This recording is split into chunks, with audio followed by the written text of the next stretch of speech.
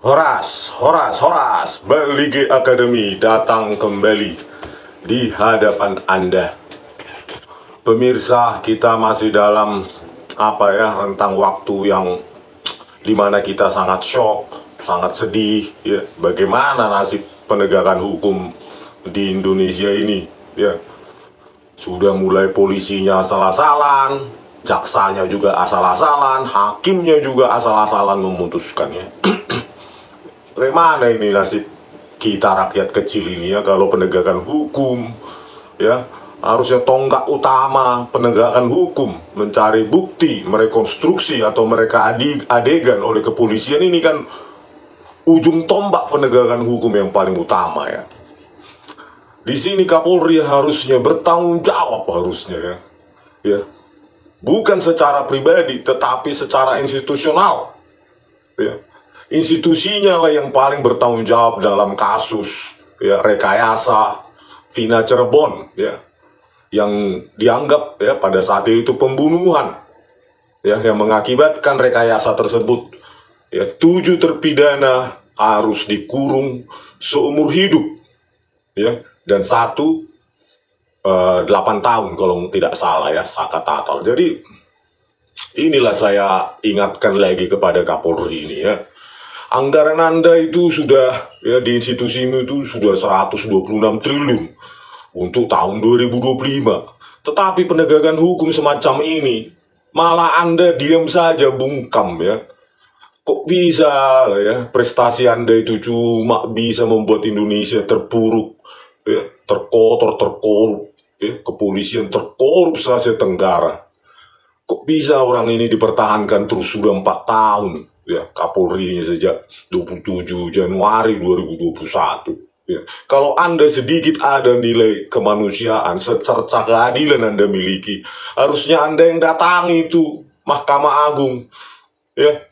Ini loh, ada chat, messages, call-log di waktu-waktu kritis yang katanya rangkaian pengejaran, pengeroyokan, pemukulan pakai bambu, pakai batu, belum lagi rudal paksa, bergilir, terus lagi mengembalikan lagi ke jembatan Talun.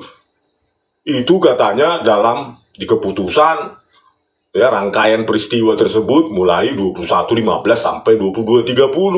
22.30 katanya polisi sudah hadir di situ, sudah ada. Tetapi, ya, bagaimana logikanya hal itu terjadi kalau ada komunikasi HP Samsung Galaxy almarhumah Vina pukul 22.14.10?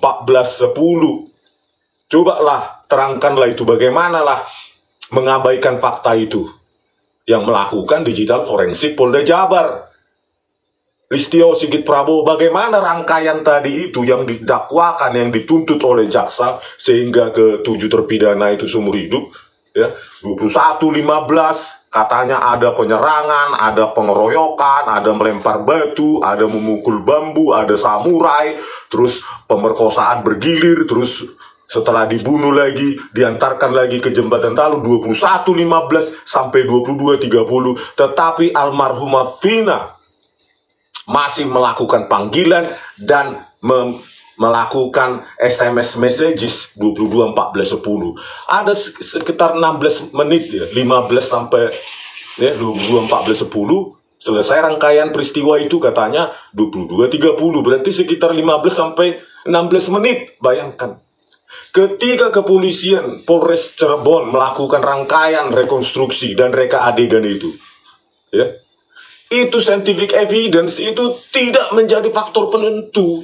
Bahkan di persidangan tahun 2016, ya, scientific evidence yang merupakan bukti kritis, bukti kunci, tidak disajikan oleh JPU, tidak dihadirkan sebagai fakta persidangan, boro-boro menjadi pertimbangan hakim saat itu tahun 2016.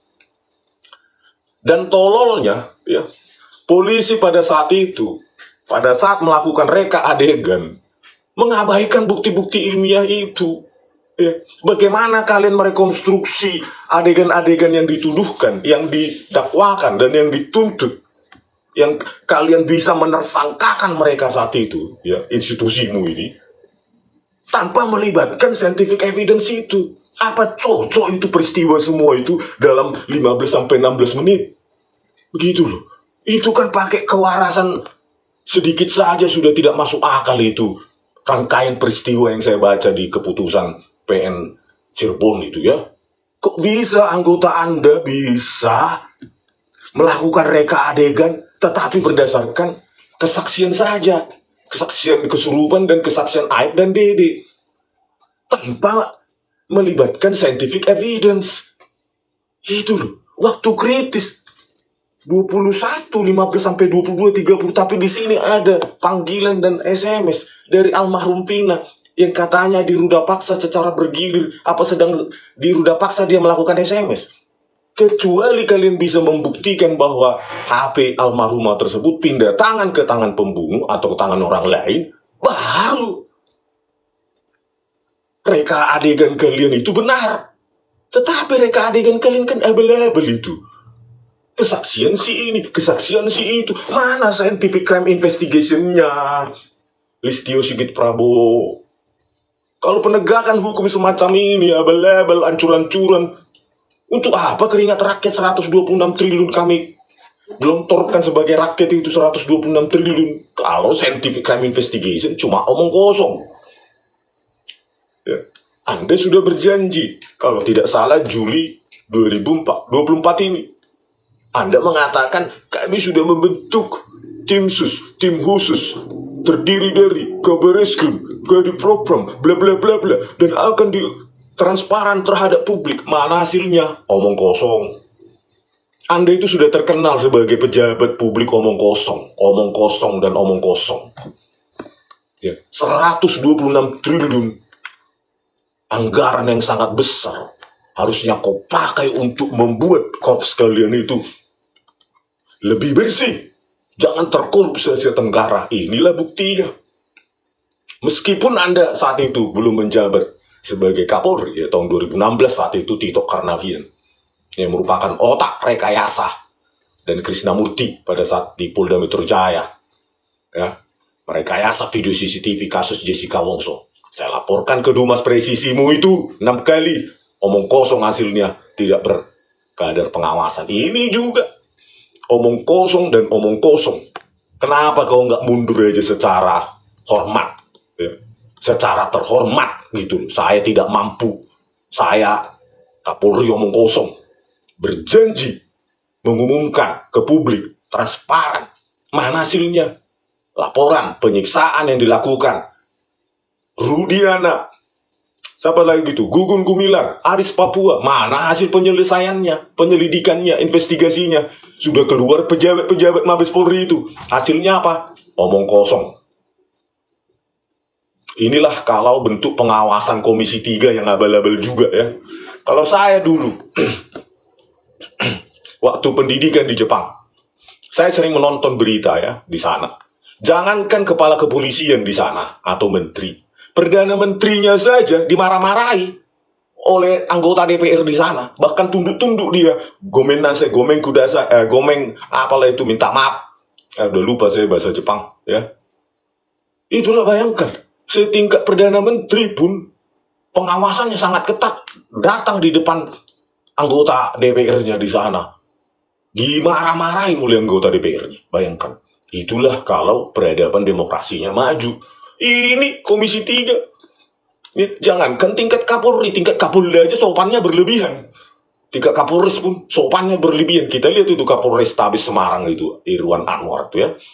Ya, perantara, duit suap 800 juta, LHKPN mengaku rumahnya tidak ada, motor tidak ada. Ya, padahal rumahnya di Jakarta Selatan, di belakang kompleks Wali Kota Jakarta Selatan, Irwan Anwar. Berbohong. Sopannya begitu. Komisi 3 DPR itu.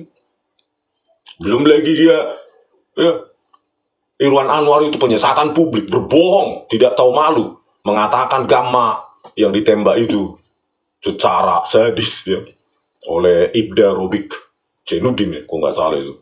Dia bilang pelaku tawuran siswa SMKN Semarang itu tidak tahu malu, pokoknya berbohong ke publik itu udah kebiasaan.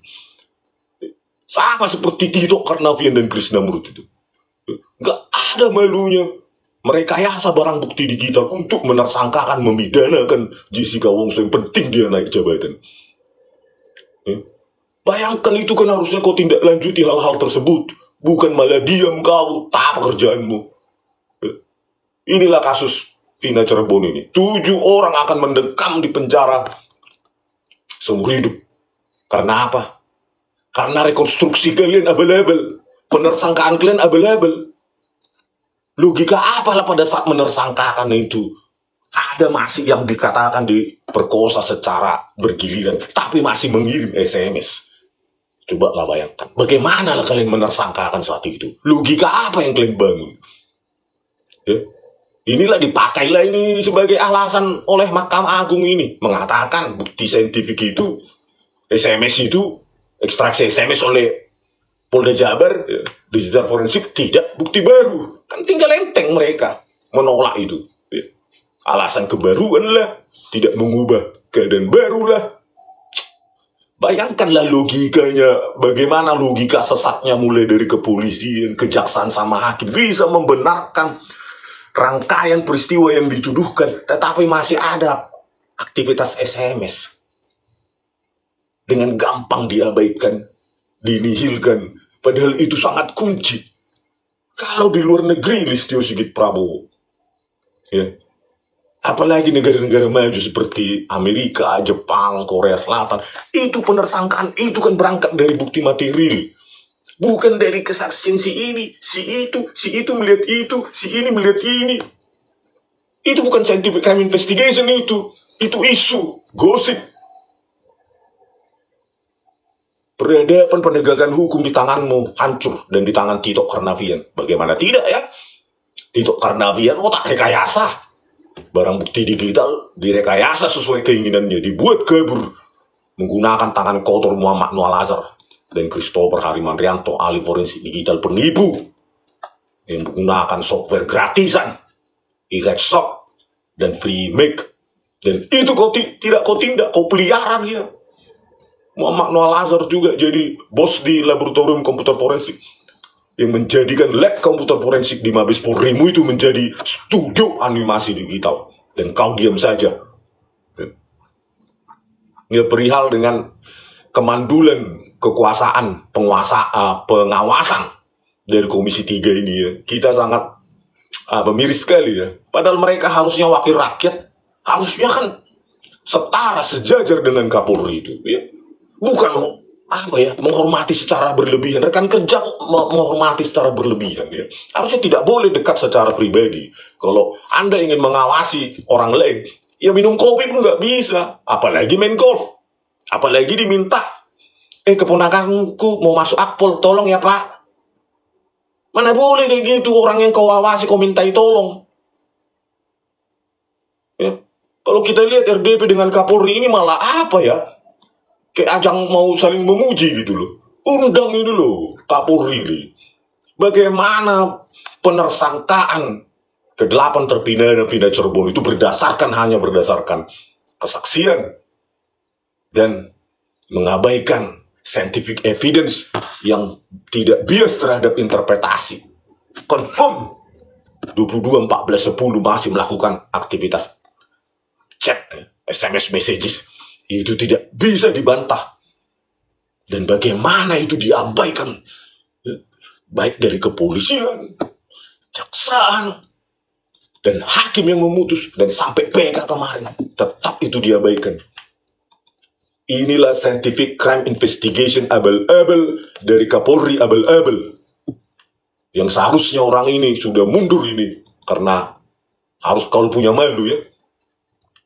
Atau kalau adalah sedikit rasa malumu tersisa, Listio Sigit Prabowo, kau kan bisa hubungi para, terutama Jaksa Agung, Sanitiar Burhanuddin, dan kumpullah kalian sama Ketua Mahkamah Agung.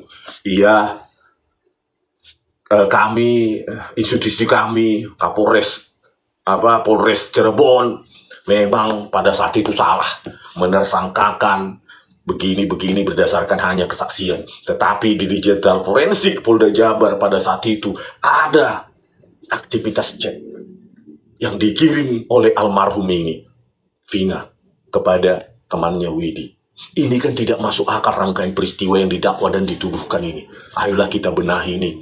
Ya, kita jangan menyelamatkan wajah ketiga institusi kita dengan kebohongan, ditutupi juga dengan kebohongan, ditutupi lagi dengan kebohongan. Sampai kapan, Listio Sigit Prabowo? Ya. Mana bisa kalian kepolisian menundukkan kepala, bersembunyi? Itu kan sudah keputusan hakim. Keputusan hakim. Ya. Kesalahan ini, investigasi ini berawal dari institusimu. Bagaimana menersangkakan dengan mengabaikan bukti-bukti saintifik, bukti-bukti ilmiah. Bagaimana lah reka adegan saat itu coba? Ya. Si A melakukan B, si A bergilirlah begitu, bergilir, cek. Setelah itu lempar batu, bambu, terus setelah itu pengeroyokan dan segala macam. Dalam kurang lagi, dalam 15 menit. Bayangkanlah itu, 15 menit. Reka adegan apalah itu yang dilakukan kepolisianmu itu? Ya, kok nggak bisa lah kau punya hati nurani, Listio Sigit Prabowo, Sanitiar Burhanuddin, Jaksa Agung, dan kau Ketua Mahkamah Agung. Jangan mentang-mentang kalian sedang di atas sekarang, merasa kalian itu bukan bagian dari rakyat. Hei, kalian digaji semua oleh rakyat. Rakyat berhak berteriak, mengkritisi keputusan kalian. Harusnya kalian kan berembuk. Kita nanti terlagi udah pada tua kita, terlagi matinya kita di kuburan ini. Kita ingin memberikan contoh bahwa kalau salah, ya sudah kita akui salah.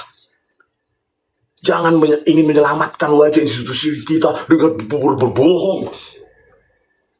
Mengabaikan scientific evidence. Aduh. Jangan seperti mulutnya si Pitra itu, Romadoni Nasution. Itu kan sudah di dalam berkas kemarin. Di dalam berkas diperiksa nggak? Diuji tidak? Disajikan nggak sebagai fakta persidangan? Kalau cuma dilampirkan, pernah kuliah nggak sih? Apakah itu lampiran di dalam skripsi itu bisa dikatakan lampiran kalau tidak diuji pada ujian sidang, ujian skripsi? Halo, pernah kuliah kan? Kalau cuma dijadikan lampiran begitu, apakah itu sesuatu lampiran? Tidak pernah ditunjukkan kepada dosen uji, dosen pembimbing. Oh, ini lampirannya Pak, hasilnya. Oh, ini hasilnya, ini lampirannya. Bukan tiba-tiba ada itu terus dijadikan lampiran. Tidak diuji di dosen penguji dan dosen pembimbingnya. Jangan seperti nggak pernah kuliah. Ya, kalau pernah kuliah kau. Ya, itulah. Ya. Kita sangat miris.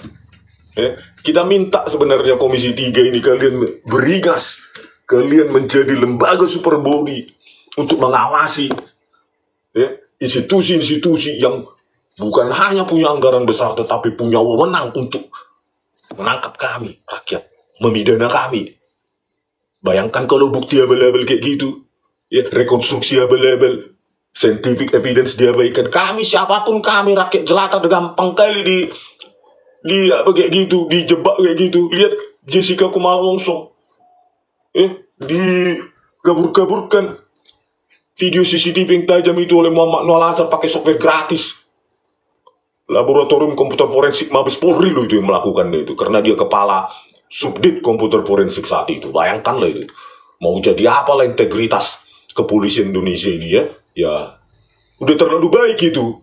Skor itu terburuk saja Tenggara menurut saya. Dengan fakta-fakta rekayasa semacam ini, sebenarnya Indonesia ini sudah termasuk terburuk ya, kepolisian terburuk se-Asia, bahkan sedunia ya.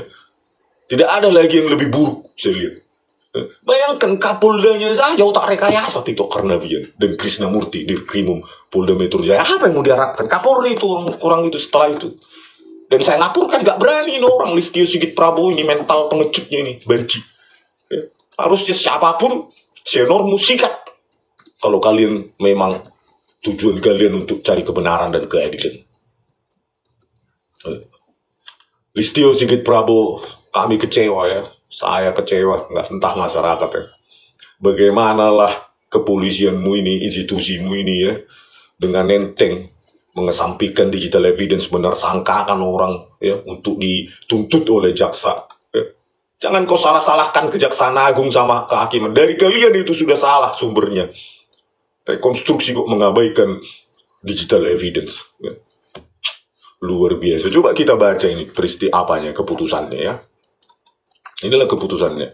Menimbang bahwa ini keputusan PN Cirebon, adanya tempo tersebut secara jelas tergambar tidak hanya dari rentang waktu kejadian dari sekira 21.15 WIB sampai dengan sekira 22.30 WIB, kurang lebih 1 jam 15 menit.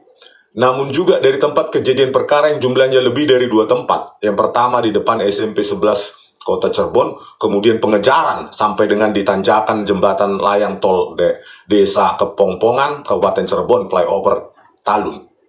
Dan kejadian di lokasi lahan kosong di belakang bangunan showroom mobil Jalan Perjuangan Majasem, Kampung Situ Gangga, Kelurahan Karya Mulai, Kecamatan Kesambi, Kota Cirebon. Bayangkanlah ini, ya, pengejaran segala macam 21.15 sampai 22.30. Tetapi yang dikejar, yang dirudal paksa, dan yang dikeroyok masih SMS. Bayangkan.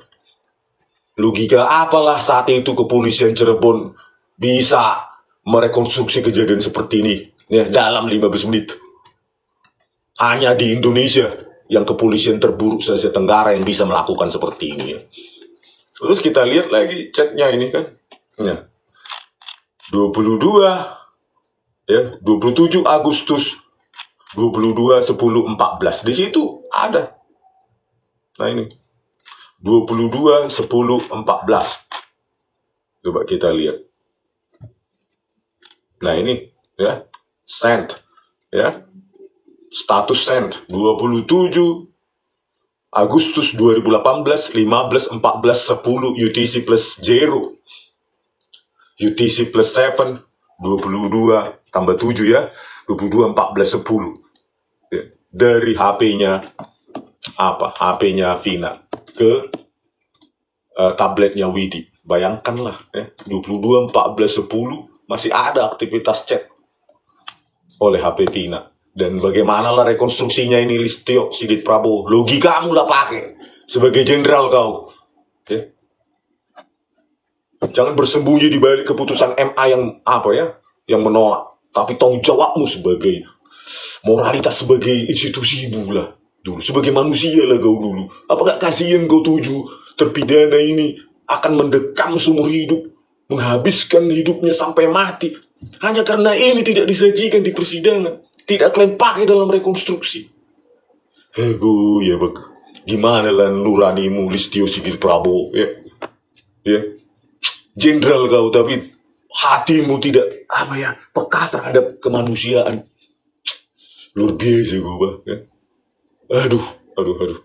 Scientific crime investigation harusnya berangkat dari bukti material Listio, bukan dari pengakuan. Oke pemirsa, ya sampai jumpa lagi di video kami selanjutnya. Ya, saya akan ungkapkan kegeraman saya terhadap penegakan hukum yang hancur-hancuran ini. Ya, karena bukan hanya generasi ini, nanti kalau tambah bobrok kepolisian ini, bukan hanya generasi kita yang akan jadi korban. Generasi mendatang pasti korban. Pasti korban. Kalau ini tidak dipanggil oleh Komisi 3, bubarkan diri aja lah kalian Komisi 3. Gak usah kasus ecek-ecek kalian angkat. Kasus kalian itu memanggil Kapolri. Biarkan Kapolri yang memerintahkan Kapolda. Jangan Kapolri saja kalian angkat.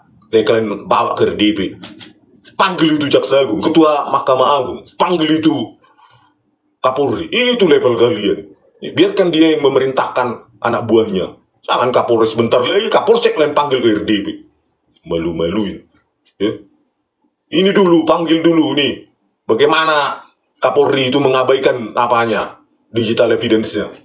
Pada saat penersangkaan saja sudah salah, apalagi reka adegan atau rekonstruksi. Berani gak kalian? Kalau tidak berani, ya udahlah, bubarlah kalian. Lain kali panggil Kapolsek, panggil kepala desa, level kalian itu aja yang level kalian. Harusnya kalian kan kebijakan tingkat nasional yang kalian kritisi. Panggil Kapolri, kalau ada kaitannya dengan Kapolres itu, biarkan dia yang memerintahkan Kapolres itu. Apa yang kalian capek-capek manggil Kapolres? Ya, bentar lagi Kapolsek, bentar lagi petugas lalu lintas kalian panggil. Digaji mahal sama rakyat, kasus ecek-ecek ayo kalian receh-receh. kasus juga Jessica Wongso. Berani nggak kalian panggil tuh Tito Karnavian dan Krisnamurti dan ahlinya itu Muhammad Noel Azhar dan Christopher? Ayo kita adu di depan kalian. Bagaimana rekayasa video CCTV dilakukan Polda Metro Jaya 2016? Biar kita bongkar kalau mental kalian ada. Ya, kalau mentalnya cek udahlah, lanjutkan aja lah pahlawan kesiangan manggil besok pemilik toko roti memukul si karyawannya. Besok pemilik dagang bakso memukul karyawannya. Besok itu aja lah kalian, kasus-kasus receh macam itu kalian selesaikan biar kelihatan hebat kalian. Tapi bagi orang pintar, kalian pengecut. Yang signifikansi gravitasi masalah harusnya tingkat nasional dengan memanggil Kapolri, Jaksa Agung, dan Ketua MA. Itu level kalian. Oke pemirsa, sampai jumpa di video kami selanjutnya. Horas.